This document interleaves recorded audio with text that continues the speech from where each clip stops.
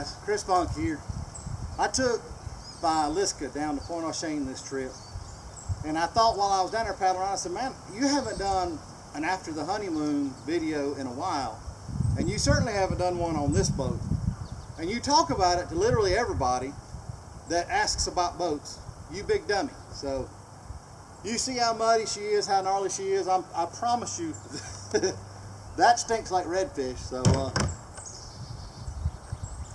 it was a great trip, and the reason I wanted to take this boat is, to me, and this is my whole thing about this boat.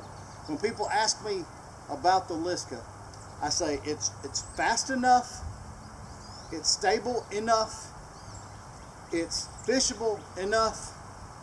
You know, it's enough. And people are like, that's a weirdly strange explanation that works, is that it's enough. You know, is it perfect? No, it's not perfect. There is no perfect. You've heard me say that before. There is no perfect kayak.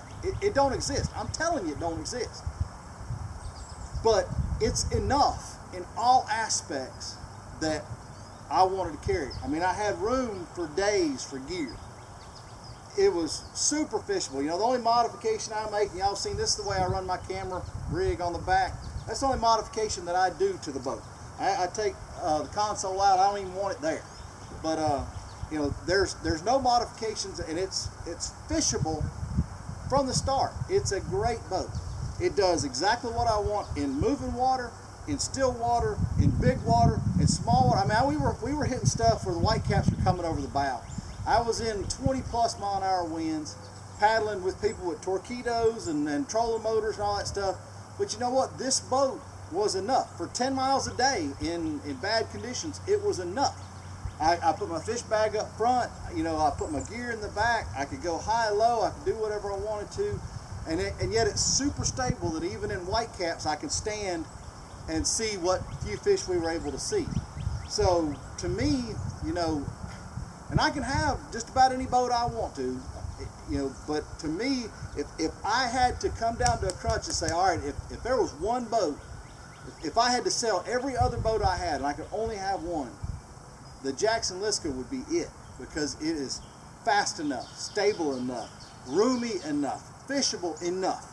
It's got all those. And then when you add the fact that it's about midline of the prices of them now, you know, to me that's beneficial, because every $100 that I can save on that end allows me to spend $100 on fishing gear on this end, you know, or on gas money to go do stuff somewhere else. So this boat to me is enough. And I'm just going to say that every time somebody asks me, well, what about the Liska? It's enough. And it's not something that you settle for. It takes my fishing to another level. I mean, it's light enough, you know, that I could pick it up and handle it. It's fast enough to keep up with people wherever I need to go, or not wear myself out getting to a place. It's stable enough that I can stand up and do whatever I need to do. I can do stupid stuff in this boat and get away with it. So After the Honeymoon, would I buy it? Heck yeah, I bought it. I bought another one. My son has one, my bride has one, I have one. And I'm going to recommend this. If people ask about a boat, I'm going to say, look, unless you're 982 pounds and paddle class 5 whitewater, the Liska is enough. And even if I didn't fool around with Jackson as a team, I would love this boat. I'm telling you. So if you guys have any questions about the Liska, hit me up. I'll help you out. I'll tell you all I can about it. But I'm telling you, this one reeks of success. And she got paddled hard for 5 days down there in Louisiana. And in all that we did down there, it just made me love this boat even more. I hope this helps a little bit. Y'all take care.